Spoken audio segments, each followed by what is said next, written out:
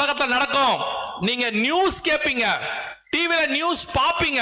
என்ன கேட்டா உங்களுக்கு ஒரே ஒரு என்னுடைய பர்சனல் உங்களுக்கு ஒரு ஒரு அட்வைஸ் சொல்லக்கூடாது, ஒரு சஜஷன். தயவு செஞ்சு டிவி பார்க்காதீங்க. தைரியமா இருக்கிற உங்களை கூட அவங்க பயமுறுத்திடுவாங்க. அவங்க 4 மியூசிக் வச்சிருக்காங்க, அதுக்குன்னு 4 மியூசிக் வச்சிருக்காங்க, 2 வீடியோ வச்சிருக்காங்க. அதை போட்டு விட்டு உங்களை போட்ட பிறகு தைரியமா இருக்கிற உங்களுக்கு கூட போயிடுவோம் போல, அவ்வளவுதான், நாளைக்கு காலையில் இருக்க மாட்டோம் போலன்ற தைரியம், அப்படி அந்த நிலைமை உங்களுக்கு வந்துடும். ஏன்னா அவங்க அதுதான் அவங்களுடைய ஆயுதம், அதுதான் அவங்க ஆயுதம். கொரோனாவில் வந்து செத்தவனோட கேட்டு செத்தவன் தான் ஜாஸ்தி. நிறைய பேர் அப்படியே கொரோனாவில் ஐயோ ஐயோ ஐயோ அப்படின்னு சொல்லி கொத்து கொத்தாய் சாகிறார்களோ, இவருக்கு ஹார்ட் அட்டாக் வந்துருச்சு, அவ்வளவுதான். அதனால இந்த மாதிரி நியூஸ் வரும், சுத்தி சொல்லிக்கிட்டே இருப்பாங்க. தேவ பிள்ளைகள், கர்த்தரை அறிந்தவர்கள், நீங்கள் செய்ய வேண்டியது ஒன்றே ஒன்றுதான். நீங்க இதுவரைக்கும் செஞ்சிருக்க மாட்டீங்க, செய்யறவங்களும் இருப்பீங்க. குடும்பமா முழங்கால் போட்டு வேதத்தை எடுத்து 91ஆம் சங்கீதத்தை நல்லா வாசிங்க. வாதை உன் கூடாரத்தை அணுகாது, பொல்லாப்பு நேரிடாது.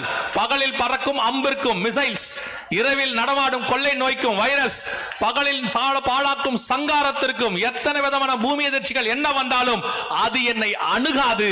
என் பக்கத்தில் 1000 பேர் விழுந்தாலும், என் வலது பக்கத்தில் 10,000 பேர் விழுந்தாலும் அது என்னை அணுகாது. நான் விசுவாசிக்கிறவர் இன்னார் என்று அறிந்திருக்கிறேன். ஏங்க இப்படி குண்டு போடுறாங்க, ஒரு கொள்ளை நோய் வந்துருச்சா, பஞ்சமா, எல்லா பக்கமும் மரணம் வருதா, நீங்க பயம் இல்லையா அப்படின்னா எனக்கு ஒரு பயமும் இல்ல. ஏன்னா என் தேவன் ஒருத்தர் இருக்கிறாரு, அவர் நான் மரணிக்காதபடி பத்திரமாய் பாதுகாக்கிறவர். அப்படியே மரணித்தாலும் 3ஆம் நாள் உயிரோடு கூட எழுப்பவும் அவர் வல்லமை உள்ளவராய் இருக்கிறார். அப்படி தாண்டி நான் செத்து போனாலும் எனக்கு ஒரு கவலையும் இல்ல. நான் நேரா பரதீசில் அவர் கூட போய் உட்கார போகிறேன். நான் இருந்தாலும் எனக்கு ஆசீர்வாதம், போனாலும் ஆசீர்வாதம், என்னை எதுவும் அசைக்காது. இந்த தைரியம் தான் உங்களுக்கு வரணும். இதுதான் ஆண்டவர் உங்களுக்கு சொல்றாரு. இந்த செய்தி கொடுக்கப்பட்டது எதுக்காக தெரியுமா?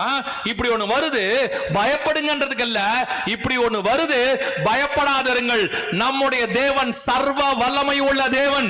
கொரோனாவுக்கு மத்தியில உங்களை பத்திரமாய் பாதுகாத்தவர், இவைகளுக்கு நடுவிலும் உங்களை பத்திரமாய் பாதுகாப்பார். வெச்சாலும் உங்க மேல அவருக்கு ஒரு திட்டம் இருக்கிறது, எடுத்தாலும் உங்க மேல அவருக்கு ஒரு திட்டம் இருக்கிறது. ஆண்டவர் இவைகளுக்கு நடுவுல அவருடைய ஆளுகையை காண்பிப்பார். நான் இப்போ சொல்றேன், எவ்ரிதிங் அண்டர் கண்ட்ரோல், அவருடைய கண்ட்ரோலுக்கு கீழே தான் இருக்கு. உங்களுக்கு எனக்கும் ஒன்னே ஒண்ணுதான் சொல்லியிருக்காரு, நீ விசுவாசித்தால் தேவனுடைய மகிமையை காண்பாய். நீங்க பார்த்திருப்பீங்க, கொரோனால எல்லாரும் சயின்டிஸ்ட்ல இருந்து மருத்துவர்ல இருந்து அரசாங்கத்தில இருந்து எல்லாரும் எப்படியா ஜனங்களை காப்பாற்றணும் முயற்சி பண்ணாங்க.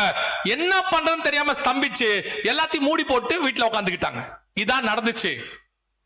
ஆனா அவைகளுக்கு நடுவுல உங்களை என்னையும் போஷிச்சு பாதுகாத்து அரவணைச்சு ஆசீர்வதிச்சு அதுக்கு நடுவுல பலிகி பெருக பண்ணி பத்திரமா கொண்டு உட்கார வச்சிருக்கிறாரு.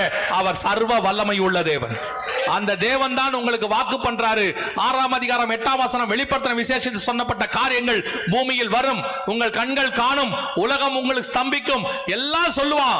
அவைகளுக்கு நடுவுல அப்படியே எகிப்தே சங்காரத்துல சோர்ந்து போய் விழுந்து கிடக்கும் போது ராஜரீகமாய் ஒரு சேனையை புறப்பட பண்ணின தேவன் உங்களையும் என்னையும் அவைகளுக்கு நடுவில் பத்திரமாய் புறப்பட பண்ண வல்லமை உள்ளவராய் இருக்கிறார். ஒருவேளை வருகை சம்பவிக்குமானால் உலகம் சம்பவிக்கும், அவருக்குரியவர்கள் பறந்து அவரை சந்திக்கும்படி மேலே போக போகிறோம். அல்லேலூயா. வருகை முந்தினாலும் சரி அல்லது சொல்லப்பட்ட காரியம் முந்தினாலும் சரி, உங்களுக்கும் எனக்கும் ஒரு மிகப்பெரிய பாதுகாப்பு இருக்கிறது. அதை சொல்வதற்கு தான் இந்த கூட்டம். அடுத்து ஒரு